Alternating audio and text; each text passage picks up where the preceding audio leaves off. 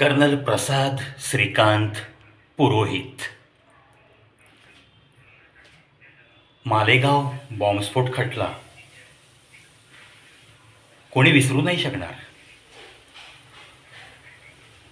ज्या पद्धतीने आप्पा बेलवलकर म्हणतात ना एका नाटकात, कोणी घर देता का घर, तसंच या मालेगाव बॉम्बस्फोट खटल्यातले आज मुक्त झालेले आरोपी, संशयित असं म्हणू आपण, आरोपी बनवलं गेलं त्यांना. आज हे लोक तेच विचारतायत, कोणी आमची गेलेली 17 वर्ष भोगलेला यातना परत द्याल का? आज तो निकाल लागला. निकाल लागून बरेच दिवस झाले. 17 वर्षाचा वनवास संपला या 7-8 लोकांचा. साध्वी प्रज्ञासिंग ठाकूर यांना जो काही अतोनात छळ सहन करावा लागला पोलीस खात्याचा, ती कहाणी ऐकून तर अंगावर काटे येतात. तसंच कर्नल प्रसाद पुरोहित यांना सुद्धा ताब्यात घेतलं गेलं. नेमक्या त्यांच्या पत्नी आणि कुटुंबीय मध्य प्रदेशमध्ये पंचमढीला फिरायला गेले होते आणि त्यांना सांगितलं की सत्वर तुम्ही ताबडतोब नाशिक इथल्या न्यायालयात हजर राहा, आम्ही यांना ताब्यात घेतले. एक आपल्या भारतीय सैन्यात मोर दॅन 100% योगदान देणारा कर्नल प्रसाद पुरोहित यांना एक आतंकवादी समजून आतंकवाद विरोधी पथकाने ताब्यात घेणं ही गोष्टच मुळी नामुष्कीची आहे. आणि आता त्यांच्या सुविद्य पत्नी अपर्णा पुरोहित हा निकाल लागल्यानंतर जेव्हा त्या पुढे माध्यमांसमोर काही मुलाखत वगैरे देत होत्या, तेव्हा तर असे काही गौप्यस्फोट झालेत त्यांच्या मुलाखतीतनं की यांच्यावर अत्याचार करणाऱ्यांचे बुरखे फाडले गेलेत. त्यांनी एका मुलाखतीत सांगितलं, शेखर बगाडे नावाच्या आतंकवाद विरोधी पथकातल्या व्यक्तींनी, ड्युटीवर असलेला अधिकारी याला RDX ठेवताना 1-2 व्यक्तींनी बघितलं आणि त्याची साक्ष दिली आणि त्यांची साक्ष महत्त्वाची ठरून कर्नल प्रसाद पुरोहित यांनी RDX गोळा केलं होतं. या दोषातून त्यांची मुक्तता झाली. विचार करा मित्रांनो, कशी षडयंत्र रचली जातात.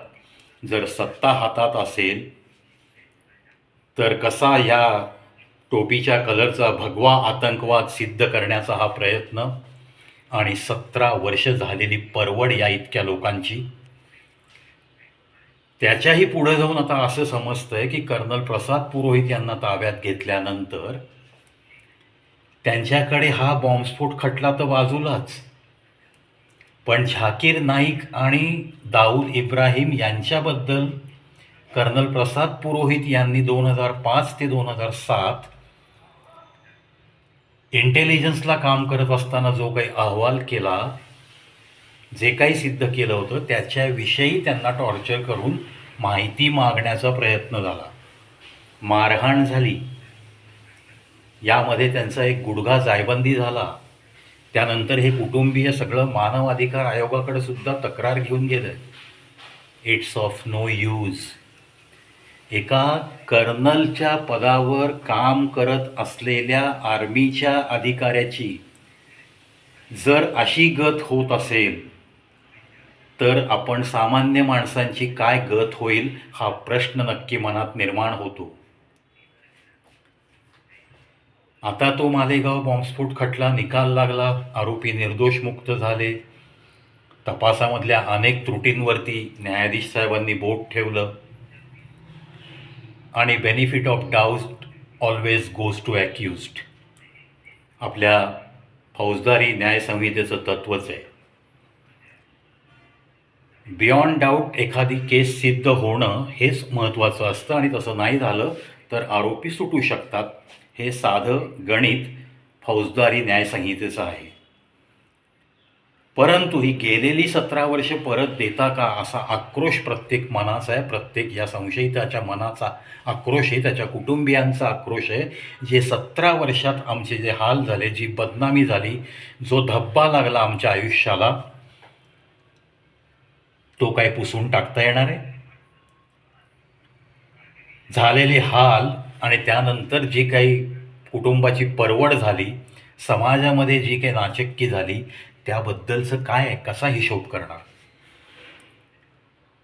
म्हणजे या कर्नल प्रसाद पुरोहितांच्या बाबतीत जेव्हा मी असं काही वाचतो, असं काही समजतं, त्यांच्या सुविद्य पत्नी सौ अपर्णा पुरोहित यांची मुलाखत जेव्हा आपण पाहतो, तेव्हा अक्षरशः अंगावर काटे येतात की झाकीर नाईक आणि दाऊद इब्राहिम या प्रशासनात काम करणाऱ्यांना जवळचे वाटतात.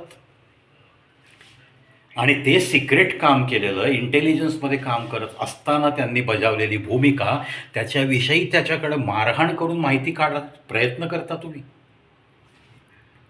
म्हणजे शासनाचा नक्की हेतू काय होता, हे सुद्धा त्या टॉर्चर करताना विचारलेल्या प्रश्नातून ध्वनित होतोय. एका कर्नलची ही 17 वर्ष वाया गेली आणि त्याच्या आधी ते देशाला त्यांनी जे योगदान दिलं ते पार पुसून टाकून शासनाने त्याला एक आरोपी म्हणून वागणूक देत त्याला 3rd डिग्री टॉर्चर पण केलं आहे. साध्वी प्रज्ञासिंग ठाकूर यांनासुद्धा प्रचंड टॉर्चर झाला आहे. म्हणजे त्याच्यावर एखादी नाटिकाच काढली पाहिजे किंवा फिल्म बनली पाहिजे. या लोकांच्या सगळ्या या 17 वर्षाच्या आयुष्यावर नक्कीच फिल्म बनेल. आजच्या या व्हिडिओचं तात्पर्यच हे आहे की विनाकारण भगवा आतंकवाद हा शब्द सिद्ध करण्यासाठी केलेला आटापिटा आणि त्यामध्ये इतक्या कुटुंबांची झालेली परवड, या सगळ्या गोष्टींना त्या त्यावेळेचं प्रशासन जबाबदार आहे.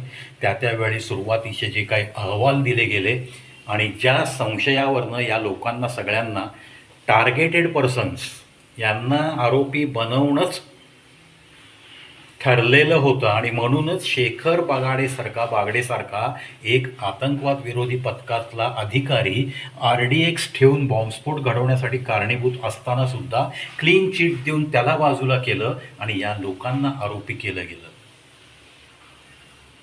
कशासाठी? फक्त हिंदू लोकांमध्ये सुद्धा आतंकवादी आहेत हे सिद्ध करून समाजाला एक वेगळा संदेश देण्यासाठी, तोही खोटं. म्हणून अशा ज्या काही घटना घडतात त्याच्यानी मन उद्विग्न होतं. आणि मग जर प्रामाणिक अधिकाऱ्यांचं असं खच्चीकरण करत असाल, एखाद्या प्रामाणिक कर्नलच्या बाबतीत जर अशी घटना घडत असेल, तर सामान्यांच्या बाबतीत रोज किती घटना घडत असतील ज्या बाहेरसुद्धा येऊ शकत नाहीत. कुठला मानव अधिकार आयोग आणि कुठलं काय, सामान्यांचा आवाज कोण ऐकते हो? आज कुठेतरी तुमची काहीतरी ओळख असल्याशिवाय तुम्ही अशा कुठल्याही छोट्या छोट्या प्रकरणात सुद्धा तुम्हाला सफर व्हायची वेळ येते. हे अगदी सर्रास चालू आहे समाजात. कुठल्याही यंत्रणेला दोष द्यायचा नाही आहे मला, कारण सगळी यंत्रणा खराब नसते. पण त्याच्यामध्ये काही लोक ही फक्त कोणीतरी बोटाला दोरी बांधतं, त्यांच्या कमरेला दोरी बांधून त्यांना नाचवतं आणि ते हवं तसं नाचतात, तेव्हा असा काहीतरी घाणेरडा कारभार बनतो.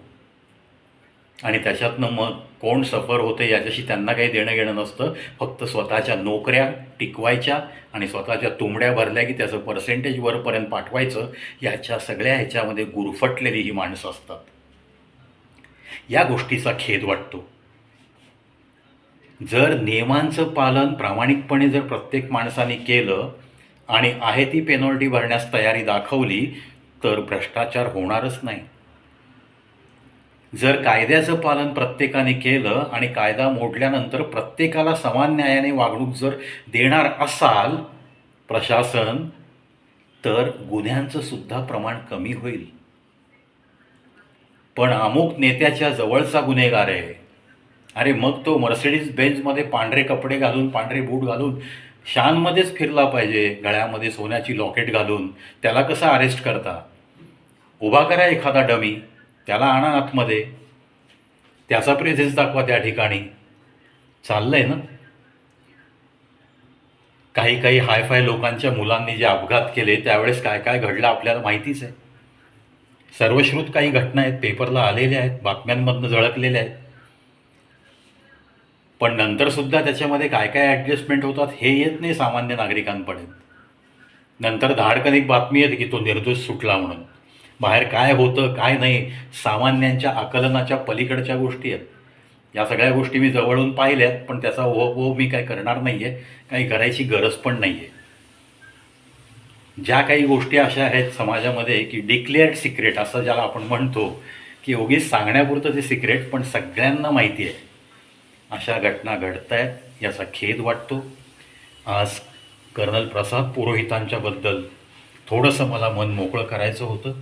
जो काही अन्याय झाला एका कर्नलच्या सगळ्या कुटुंबावर, त्यानंतर साध्वी प्रज्ञासिंग ठाकूर यांच्यावर जी काही ही केस रंगवली गेली, ज्या पद्धतीने त्याच्यामध्ये सगळा न्यायनिवाडा झाला, ज्या पद्धतीने एव्हिडन्स गोळा केले गेले होते आणि ज्या पद्धतीने यांची 17 वर्षे माती करायचं ठरवलं आणि ती ठरवून झाली, या सगळ्या गोष्टींचा खेद वाटतो. आणि कसं झाकीर नाईक आणि दाऊद इब्राहिमबद्दलची सुद्धा सिक्रेट्स एखाद्या इंटेलिजन्समध्ये काम केलेल्या माणसाकडनं टॉर्चर करून कशी काढून घेण्याचा प्रयत्न झाला, हा केविलवाणा प्रयत्न आहे आणि खेदजनक बाब आहे.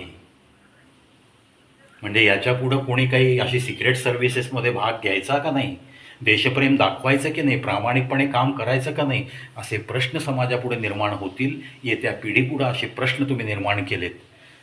असंच मी या प्रसाद पुरोहित साहेबांना जो टॉर्चर झाला, जे काही विचारणा झाली, त्याच्यावरून मी अशा कन्क्लुजनला पोचलो आहे.